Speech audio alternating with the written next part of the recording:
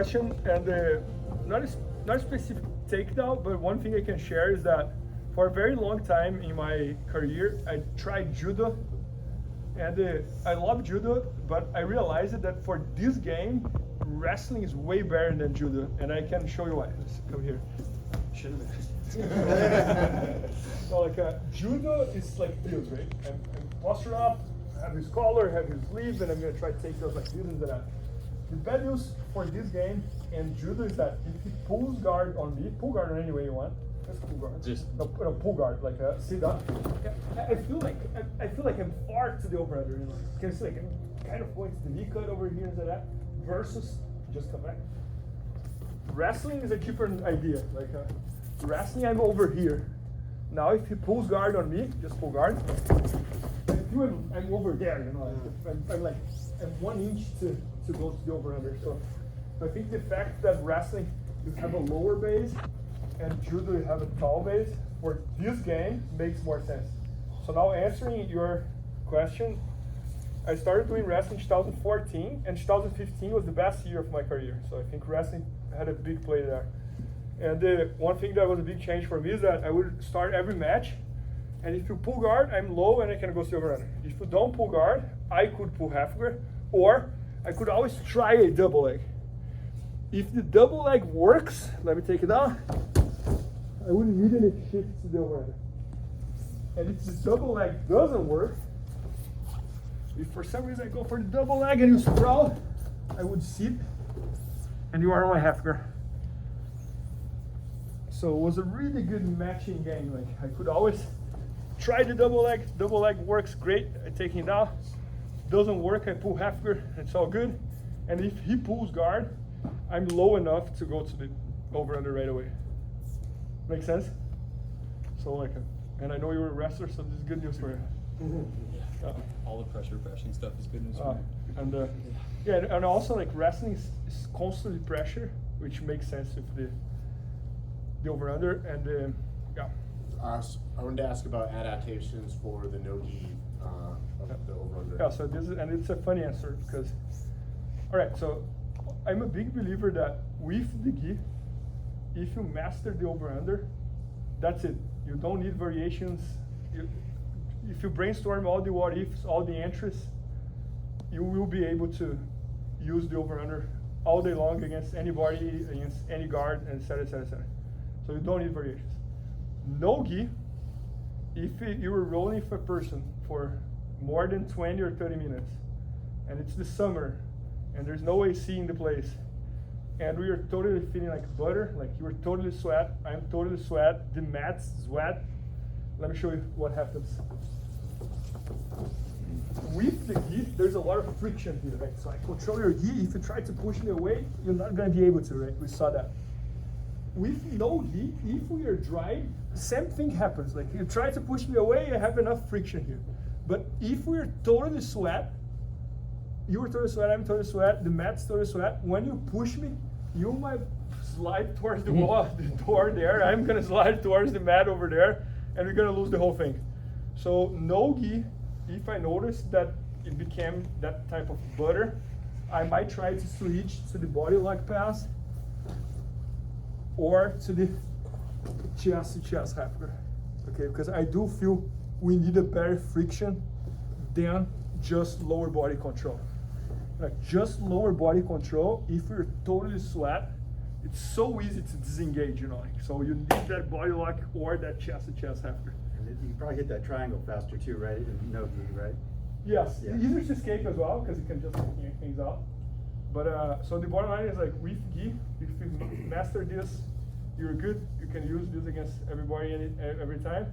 No gi, you do need variations. Like if you can be very good with the over under, but also notice that everything feels like butter. Then you need the body lock or the chest to chest half guard, and etc. etc. etc. Good news is that most of you guys looks like over 30. If you guys compete, Masters Division, it's like 5 or 6 minutes. You start dried, mat's dried, next match you probably dried again. It takes a good like 10, 15 minutes plus to become that messy scenario. But on the gym, very common, so like keep that in mind, because I wasted a lot of years insisting the over under to the point I was like, okay, this just doesn't work, and I gotta switch. You know, like, so don't waste as much time as I did. Cool, Yeah. thank you. This is off topic, but when you're in your deep half, what are you doing? What are your like main goals to maintain that the deep half is for you to be in control and not the guy that's on top? Okay, so let me use it again, Chad. All right, so this is for who is not familiar with the deep halfer. This is the deep halfer, right? His knees over here, his legs over here. So first thing first, I like to stay a little sideways until I set up things. And the reason why is because when I'm flat, my arm is vulnerable. When I'm sideways, my arm is hidden. And now the game here is, I can either have my both arms over here, or I can have this arm over here. So anytime I feel that he's trying to jump my head, my arm goes there. When he stops, my arm comes here. And I'm constantly playing this game like that. I go here and here. Then my favorite sweep over here, that they name it, my name on it, is the Faria Sweep. I grab the lapel underneath the leg. Now I stay flat because I don't care about Kimura anymore. And I just upa. And I'm on top. And as soon as I get on top, I switch to the over under. And I link those two games. Does it make sense? So I Finding think that elbow, that bottom side elbow is really important. I think bottom line is like stay a little sideways and then play this game where your arm is going back and forth, like here. If he tries to jump, go back here, go here, and then set up the sweep, and then you can stay flat. Make sense? Makes very much sense, yeah. But and it fits really well with the over under, so it's because most of the times you get swept from the over under falls over there. So like, so this is good. Then you get up with that nice little power grip for Yes. the over underpass. Yes, you know, like then it shifts to the and the yeah. So it's a very efficient game, you know, like. So that's why like, when I used to compete, I would almost feel like it's a race to bring him to my game, you know, like I gotta start the match and try to bring him as quick as I can to my game, versus letting the guy close the guard or letting the guy setting up something and kind of stuff. Yeah, you seem like you'll really torture yourself to get into that deep half position. I would give everything I had. No, because I believe that if I could bring him to my game, my chances to win were much higher than if it becomes that battle that he plays his cards, I play my cards, and that kind of stuff. So, and most of the best people I have met in Jiu-Jitsu, and because of BJJFANATICS, we've met pretty much everybody, they do have a game, you know, like, and with some exceptions that the guys that are good with everything, but most of them, they have a very specific game that they play. Like they either have the best close guard or the best half guard or the best bolo or the best, like they have something that they're the best at it, and they build around it, you know, like, and yeah. So I think like this makes it makes the path to become good shorter if you emphasize something versus trying to learn a little bit of everything. Any other question, guys? One on today's. Let's say if you were passing Chad, this is especially good on like when you're passing like long people, because you got like 90% through the pass, right? If you could go with Chad and do, and then instead of him blocking your arm that's coming up the crossface, he just blocks that near side hip. And you know how sometimes guys can stall you out there, like that frame on the hip can be annoying to get. And so instead of blocking your arm for the crossface, you can get up and you get your lapel grip, you get your collar grip, but he keeps that pesky hand on the hip. What do you like to do to transition up to the next, to, you know, get to, for that last 5% of the pass when they're... So a few things here that I think is good to keep in mind. So for example, someone asked me like, what's my main goal here when I get here? So my main goal is to score, because I'm thinking about the tournament here, right? So my first main goal is to score. If we know, if I stop for 3 seconds over here, and he stays with his back on the ground for 3 seconds, even though I didn't change my arms, I scored. Because I'm on his side, he's flat, with his back on the ground, so this, I pass his guard. So probably he's gonna give me a little more than that. But anyways, but answering your question directly, like, I agree with you, this hand on my hip is kind of bothered. So, and it's a frame, so how can you break this frame? I think that's the question, right? So one option, I can use my elbow, so like, and then I can climb up over here, and climb up over there. So it's a different option. didn't go through today, like it's kind of like another overheat. So I just like blocked it over there. I broke it, and I climbed, and I climbed. This is one option. Another option that sometimes I use, I try to come with my knee, and I clean, Yeah. and I go. That's usually kind of what I'll try to do. Cause like if your hand's already up at the collar, it's not under to bump it. Yeah. Yeah. So usually that's like what I'll try to like windshield wiper over. The elbow is pretty simple too. I can. Yeah, but that's what I'm saying. If you're still under it, that's nice. But if you had already let go of the leg and graduated up to the head, Oh, let's see. So. you know what I mean? So you're over his arm, you're here, but it's I that do. last little I bit do, that I he's do. being a Yeah, pest so about. over here, I would control palm down as over here as well. Yeah. Just because I do feel the trend that when I switch this over, his leg is gonna come in. So anytime you are concerned about this leg coming in as a close guard, I would control the pants. Because now, imagine you're rolling here, put a little bit of resistance check. Doesn't make sense, like. So his hand on my hip is not gonna even matter that much anymore. So I'm very concerned about this leg, because I think that's his goal. Like he's trying to create frames to bring his leg in to close the guard, Yeah, makes sense. and that palm down Yeah. kills that. Makes sense? Oh yeah, 100%. Yeah. Thank you. Yeah. No, but really, really good question. Like, when you guys ask this level of questions, because you guys got like that. Well, especially being smaller, sometimes like just a simple frame can be a big pain in my butt sometimes. Yeah, And like, because I mean, like, I'll sometimes pop up. it's a frame coming from a 220 pound Yeah, guy versus yeah. you know, I totally get it. Yeah. You know, like the Are you worried about losing your base if you just switch your hips to get rid of the arm? if I switch my hips to, good question. Yeah, and I think that my base will get a little bit vulnerable over there. So one thing about the over under that I think it's important to mention as well. I'm using I told you guys that we should have this hand on the hip, this hand on the pants. But one thing that's good to understand is that if you feel you're gonna get swept, let go of the grips. Because one sweep that's pretty common here, he controls my sleeve on this side, and then he controls my pants or my sleeve over here, and he does like, I call it chair sweep. If I keep controlling his ribs over here, I'm gonna get swept. Look at this, like he's gonna go there and boom, come there. But if I'm aware of that, and when he tries to do that, there's no sweep. So maybe I got over here, you know, I'm gonna keep my base. If I feel that he's trying to sweep me over there or something like that, I might just open my hand and post. Doesn't make sense? So in the over-under, always remember that we have the basics, we have the knowledge, but depending on the card that he's playing, might be worth to let things go, so just to keep her balance, and then you come back. Make sense?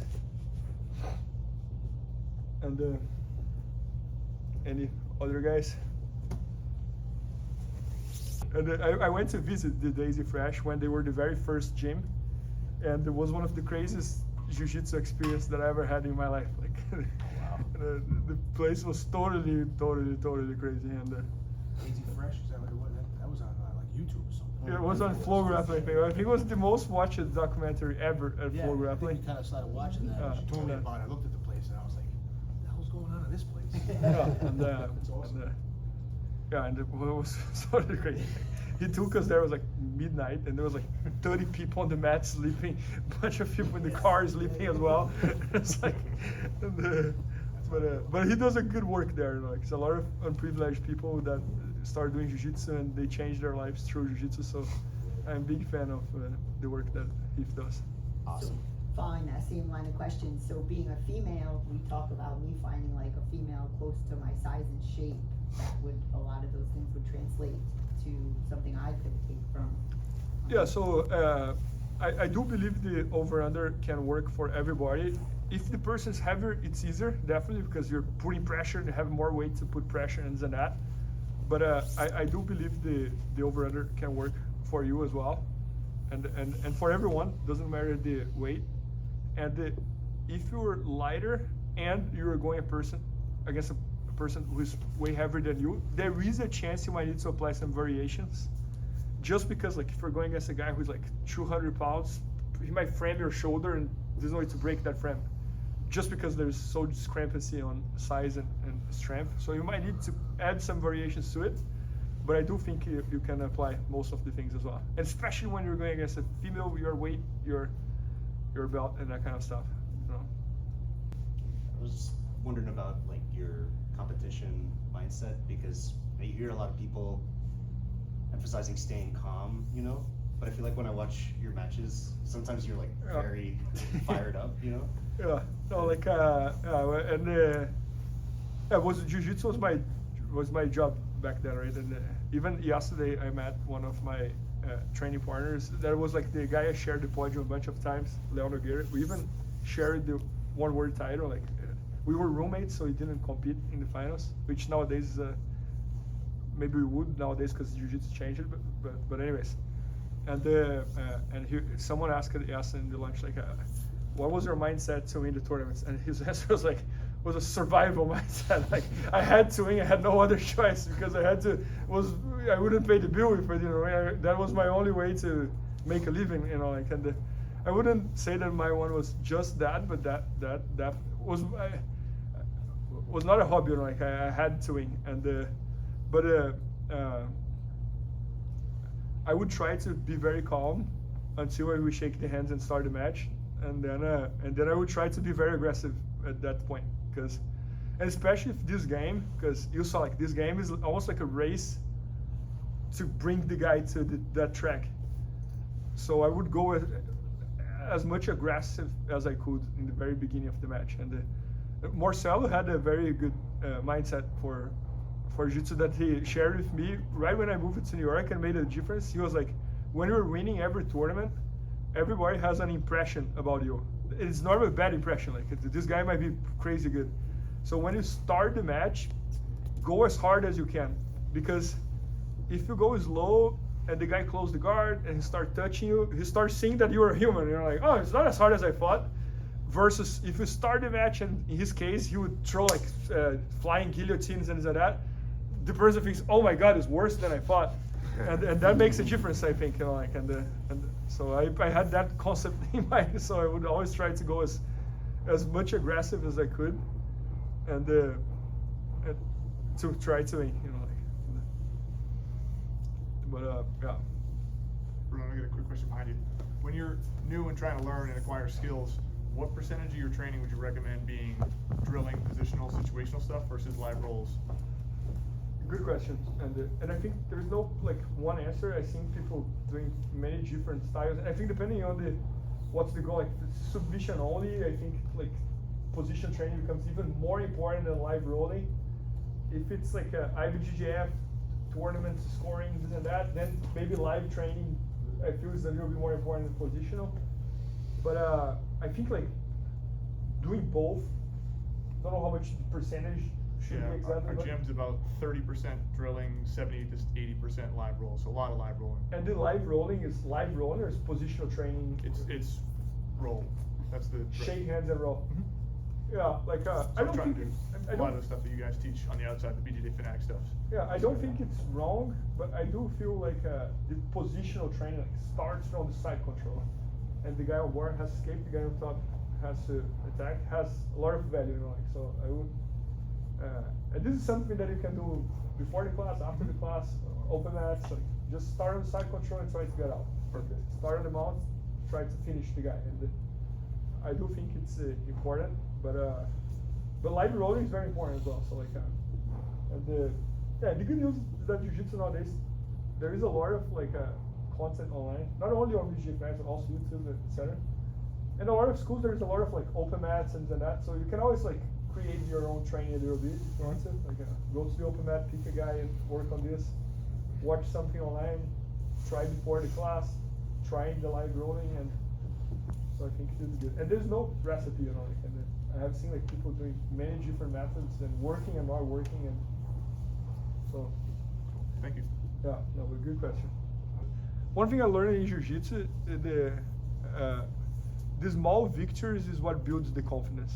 You know, like, at least for me, this is what happened. You know, like was like by sweeping that guy that I never get to sweep in training once, and then also I swept that guy, my confidence grew up a little bit.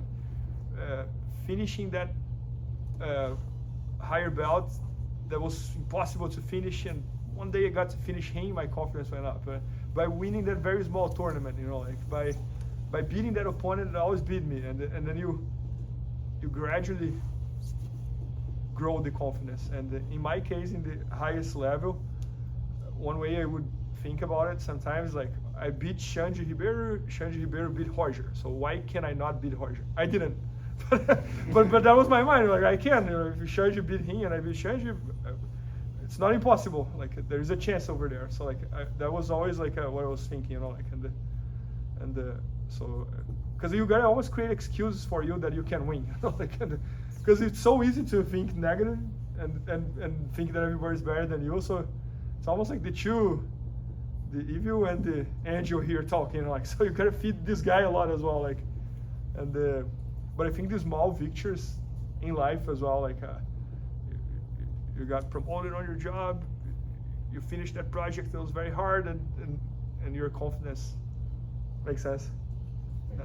And you gotta sign up to the tournaments, you know, you gotta put yourself out there, you know, like, and try and go as hard as you can, like. Well, hope that helped. Yeah, thank you. Well, but anyways, guys, thanks all you guys for coming. Like, it was a very special Sunday. Like, I told Gavin that normally when I go teach a seminar, I go to the airport, flight gets delayed, go to the hotel, go to here. I was like, I woke up, drove 50 minutes, you know. So this was very special. Like, Well, hopefully we can have you back, Bernardo. anytime you want. Like, I'm available, and I joke that that's when I see that I did a good job, when they call me back. Yeah, cool. No, but yeah, guys, thanks all you guys for coming. Thank you.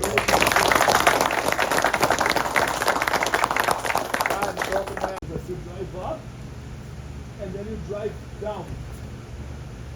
And then you get up. So, because the idea is to stretch the leg, right? So you go up, and you go down, and you get the leg stretched. 80% of the times I solve the problem with the shoulder check, with the sequence of shoulder checks. And many times what happens, you bench press, you hip skate, you bench press again, hip skate again, and then we use the previous move. Shoulder check, follow him, shoulder check again, follow him again, shoulder check, follow him. And when you notice that he's getting melted, then you press. Makes sense? So one more time, last one. I'm gonna go here. So. Shoulder checking, like, really put as much as you have here. And who is on water, watch out for this one, please, because it can't happen. Oh, you gotta do fast. Like, if you do slow, it doesn't work. So that's the only issue here, guys. When you go, and then you walk the side, stretch it like down, walk the wheel, do the bench press again, you give it another one, and you keep going. And if for some reason nothing works, then what you do, you go up, and you go down. And then you just repeat the whole process. Make sense? And then you guys, be gentle. I'm feeling bad I wasn't that. No, that's great. I love it. But as you can see, it doesn't Thank you. work if you don't go all the way in. It doesn't matter. You guys understand, like, the over-under, I don't want to give him grips, and it's better to have some distance than to be very close to him. So if you control my collar, I feel I'm delayed. If you start placing hooks here, I feel like I'm delayed. So what I want to do is, as soon as we shake hands, I'm going to back it up and I'm going to create some distance. And maybe he doesn't even realize, but I'm a little bit diagonal now. I'm not straight anymore. And what I'm going to do now is, if I was straight and I tried to go for the over-under, it's so easy for him to arm drag me, collar drag me, shoulder drag me. There's a lot of bad things that can happen. So that's why, like, I go always a little bit in the diagonal, and now I'm not gonna go like this anymore. I'm gonna go like this, okay?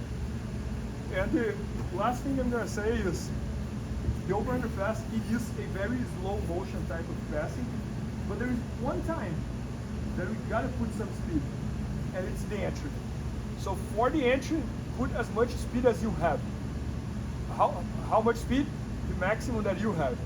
And now what you're gonna do is, I lift this leg up, my goal is to do the over-under this side. I'm gonna do quick first and then I show slow motion. But you're here, we shook hands, I back it up a little bit, I'm gonna do this way. And I'm right in the over-under. Okay.